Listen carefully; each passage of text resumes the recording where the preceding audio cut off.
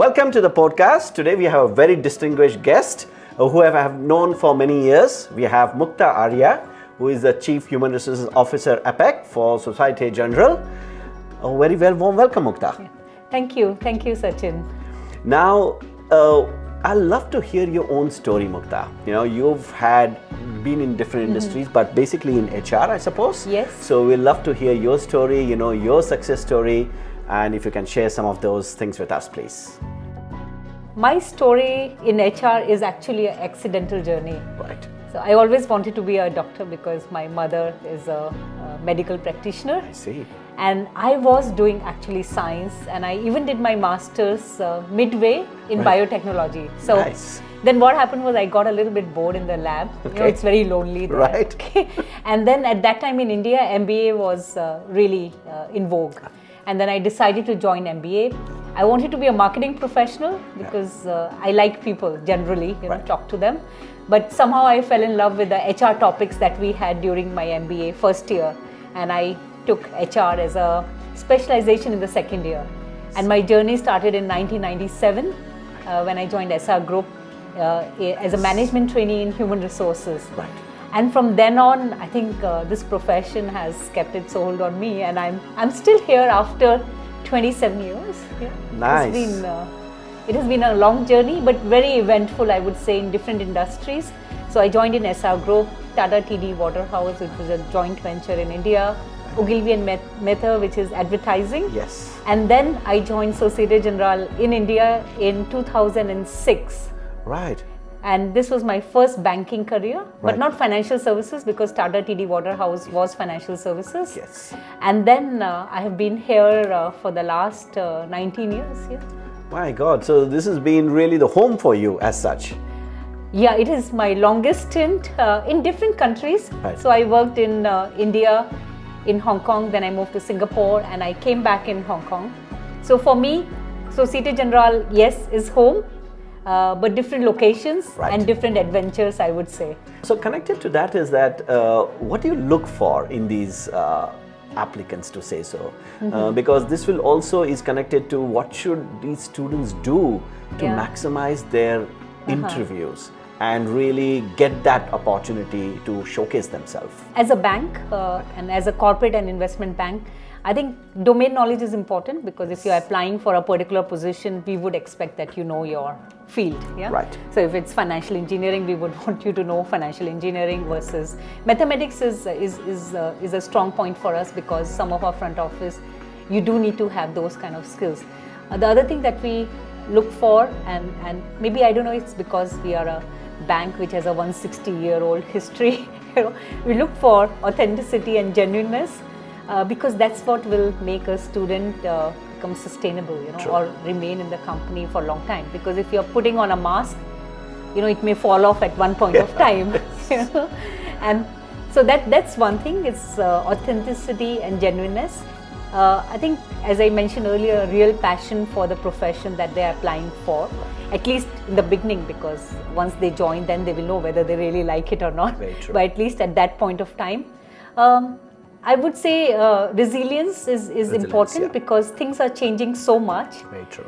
Ideally, we would like to have the candidates who are able to really, withstand vagueness. Yeah. Yeah, and the changes which are happening at a very fast pace, and are able to adapt. I think adaptability is very important. Right. And related to that, for me, is creativity. Yes. Can you find solutions where there are no precedents? Right. It's extremely important, because not everything is black and white, not everything is written. So we want people who can think on their feet and then come up with solution. So I would say these are the main things for me. Yeah. These are a great combination of having a bit of a technical skill sets, but at the same time, the soft skills play a very important role. Yeah, communication, for example, because I keep telling our employees that you may be excellent at your work, but if you're not able to articulate what you do, how will people know? So true. So that is important. And one of our value is actually team spirit, collaboration, which is important. So we do value, of course, individual contributors and people who are able to work on their own. But even as an individual contributor, you have to work with many departments. So true. It's many different people whom you may like, you may not like. So how do you actually work together? Sure. So I think that's something which becomes important as you grow in your career.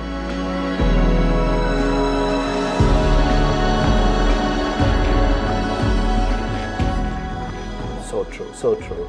Now, let's talk a bit about the financial services industry. So, there's a lot of changes happening. Yes. Technology is making a huge impact. Yeah. So, given the trends and what's happening in terms of technology, what would you say would be some of the future prospects in this industry?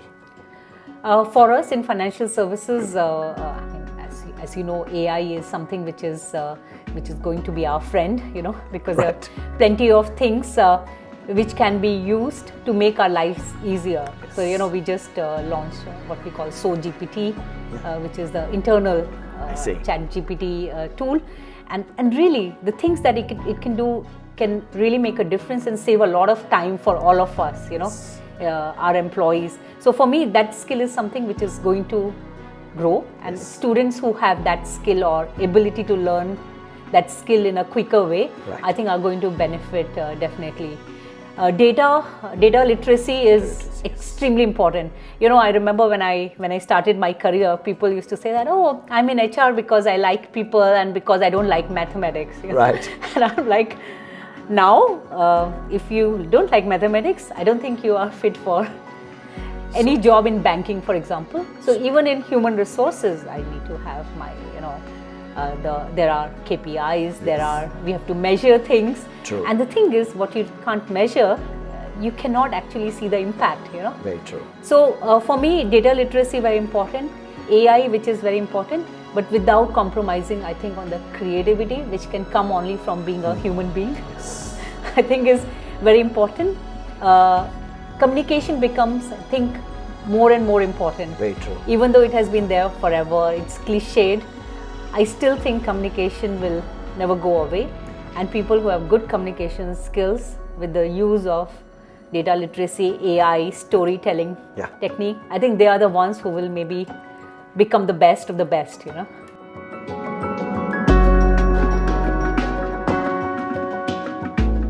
So true. I'm glad we have covered all these things in our curriculum.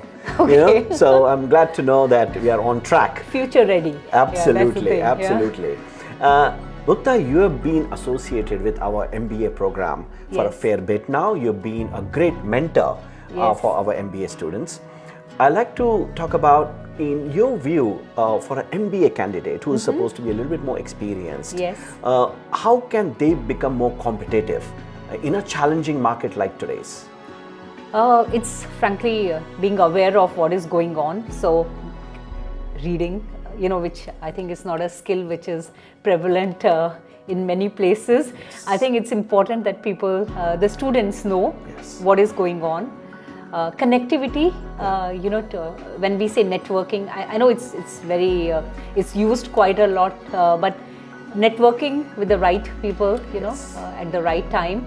And I think I was telling one of my mentee at that point of time, because he was telling me, oh, I go to many networking events and I see people exchanging a lot of cards, etc. Right. But for me, it doesn't work because I want to know only 2-3 people. And I think that's the right approach. Yes. That you get to know people you meet, but get to know them deeply and have connections without the agenda. Very true. Because if I'm doing networking with the aim of, getting a job and all, it doesn't work. But if I know somebody and they have been my mentor or whatever, and I go later on to ask for some advice, and by the way, I can ask them for a job, I think maybe it works much better. And I've seen that happening. I've seen both kind of students, True. The ones who are only connecting with you because they want this. Right. And the ones who actually genuinely are interested in understanding better how corporate works. And then, by the way, they will say that, okay, I saw this position, can you please refer me? So for me, I think it's still important because there are so much of competition in the market. You need to really stand out by really, targeting whom you really want to associate with, have genuine connection before getting something in return. I think for me that is very important. The other thing is really knowing what you want, So again, if everybody is moving towards AI, but if you have no interest in it, you're not going to be the best of the best, Very you know. true. So then you should look at something which is maybe more in your line of passion. Yeah. So that is extremely important, that you should get into things, getting to know yourself and getting into things which you would really enjoy later, because MBA students already know, because some of them have already worked. Absolutely. So they have already explored compared to, you know, the young graduate students who are coming directly out of college. They already know what they really like or not like, you know. So for me, I think they should be more targeted in terms of what they want to do. Right. So that they can basically focus on it, you know, instead of going everywhere, because temptations are everywhere, Yes. you know. But how do you make sure that you are combining what your temptation is with your passion and be happy about it? I think is important.